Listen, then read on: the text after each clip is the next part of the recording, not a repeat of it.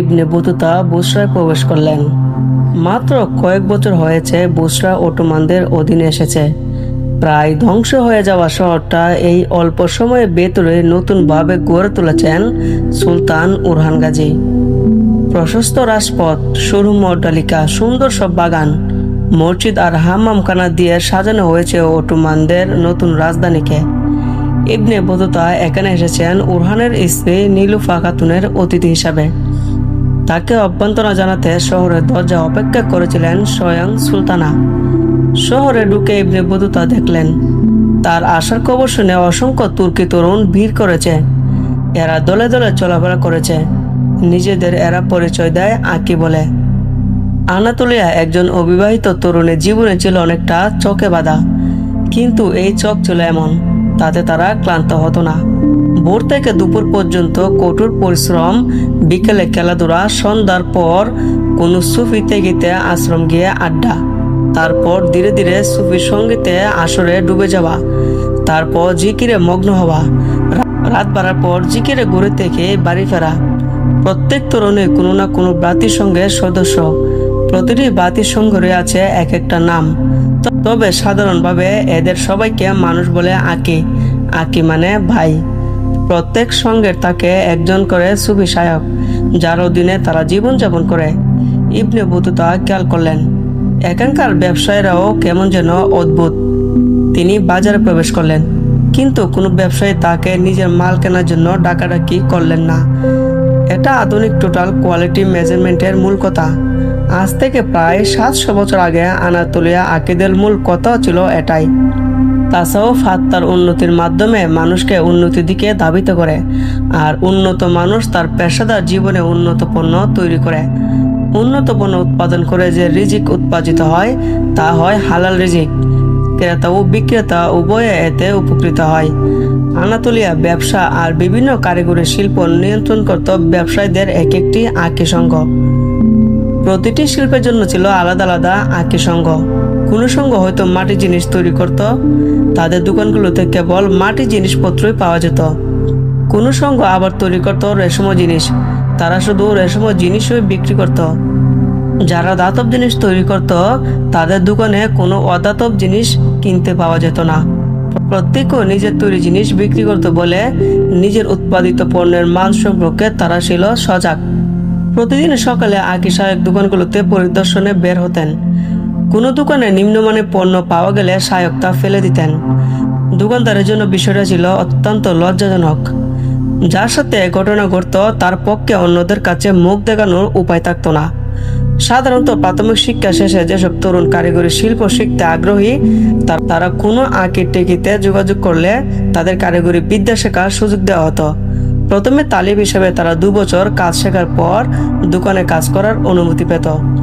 তার 3 বছর পর এসব কিশোর তরুণদের একটি পরীক্ষা নিত শায়ক। পরীক্ষায় যারা পাশ করত তাদের একটি মনোমুগ্ধকর অনুষ্ঠানের মধ্য দিয়ে আকি হিসেবে ঘোষণা করা হতো। তাদের জন্য নতুন দোকানের ব্যবস্থা করে দেওয়া হতো। তাদের ব্যবসার জন্য আকিরা মিলে মূলধন জোগাড় করে দিত এবং তার দোকানের কথাও সবাইকে জানিয়ে দেওয়া হতো। কোনো কোনো কঠিন শিল্প শিখতে 10 বছর, এমনকি 20 বছরও লেগে যেত। এসব শিল্পের শিল্পীদের ছিল বিশেষ কদর। আকিদের সবসময় কিছু নিয়ম নীতি কঠোরভাবে মেনে চলতে হতো। একজন আকির 7টি বৈশিষ্ট্য থাকা বাধ্যতামূলক। 1. আকি সৎ হতে হবে। 2.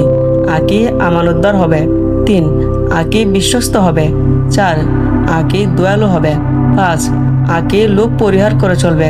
6. আকি উদার হবে। 7. আকি ন্যায়পরায়ণ হবে। কেউ এই বৈশিষ্ট্যগুলো রক্ষা করে চলতে না পারলে তাকে আকির সঙ্গ থেকে বের করে দেওয়া হতো।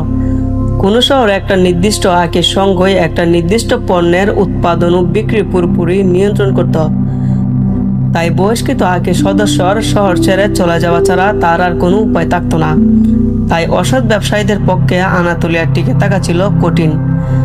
আকির সততা আর নিষ্ঠার কারণে অন্য যে কোনো অঞ্চলের চেয়ে অটোমান সালতানাত দ্রুত আর্থিক দিক থেকে সচ্ছল হয়ে উঠছিল। 1330 সালের দিকে অটোমান সালতানাত পরিণত হয় আনাতোলিয়ার সবচেয়ে সমৃদ্ধ এক জনপদে। সুলতানও ছিল আকিদের উপর গভীর আস্থা। কোনো নতুন এলাকা অটোমানদের শাসনের অধীনে এলে সুলতান সেখানে আকিদের পাঠিয়ে দিতেন। আকিরা সেই অঞ্চলে অর্থনৈতিক কাঠামো তৈরি করত। তাই অটোমান সালতানাত অর্থনীতি ছিল সততা ও নৈতিক ভারসাম্যের একটি চমৎকার উদাহরণ। শায়েক ছিলেন আকি সংঘের পরিচালক। প্রতি মাসে 1 অথবা 2 বার আকিদের সম্মেলন বসত। সেখানে তারা শায়েকের নেতৃত্বে কিভাবে নিজেদের কাজের মান আরো ভালো করা যায় তা নিয়ে আলোচনা করত। কারো পণ্য কোনো খুঁত থাকলে তা নিয়ে হতো গঠনমূলক সমালোচনা। তাদের নিজেদের ছিল শক্তিশালী সমবায় সমিতি। সেখানে তারা প্রতি মাসে কিছু অর্থ জমা রাখত, যাতে গরিব ও অসহায়দের সাহায্য করা হতো। কোনো আকির পরিবার বিপদে পড়লে তাকেও সহায়তা করা হতো। নারীদের মধ্যে ছিল আকি সংঘের প্রভাব। সম্ভবত পৃথিবীর প্রথম নারী সংগঠনের জন্ম হয় আনাতোলিয়াতেই। নাম ছিল বাজিয়ানি রুম। আনাতোলিয়া পশমি পোশাক বোনা মেয়েদের এই সংগঠনটি তৈরি করেছিল। এখানে তারা ব্যবসার পাশাপাশি আত্মশুদ্ধি চর্চা করত। তাদেরও ছিল সমাজ কল্যাণ সমিতি।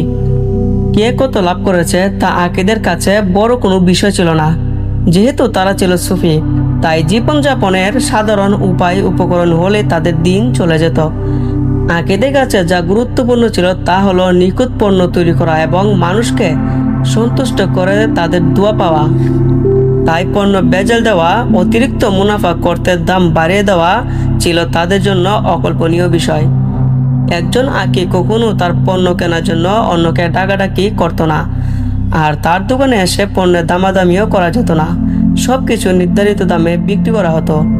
প্রতিটি আকি সদস্যকে 3টি জিনিস উন্মুক্ত রাখতে হতো।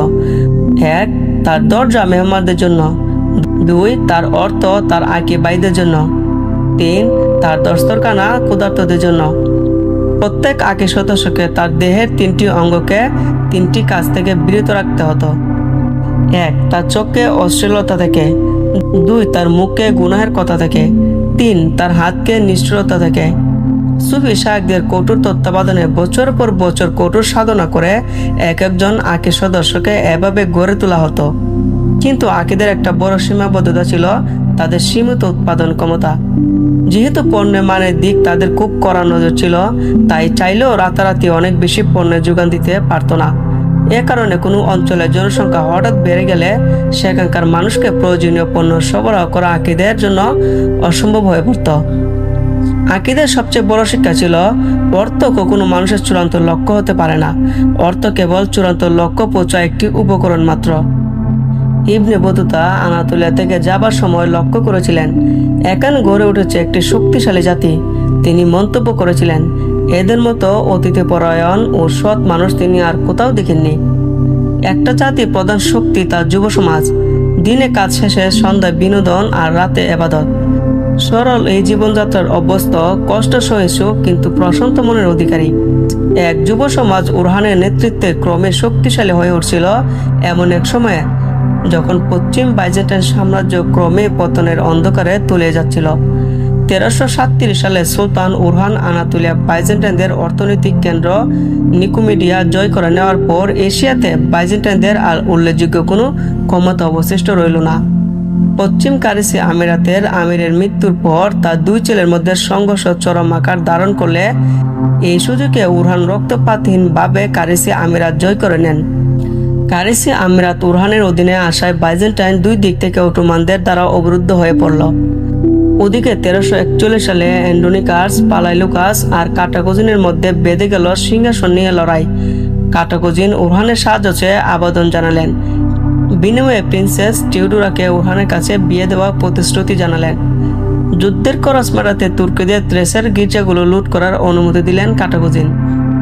বসপরাসের এপারে এলো বাইজেন্টাইন প্রিন্সেস, উপরে গেল 20,000 তুর্কি ঘুড়সওয়ার।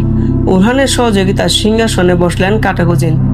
কিন্তু অন্য শক্তিতে সিংহাসনে বসা আর যাই হোক, স্বাধীন থাকা যায় না।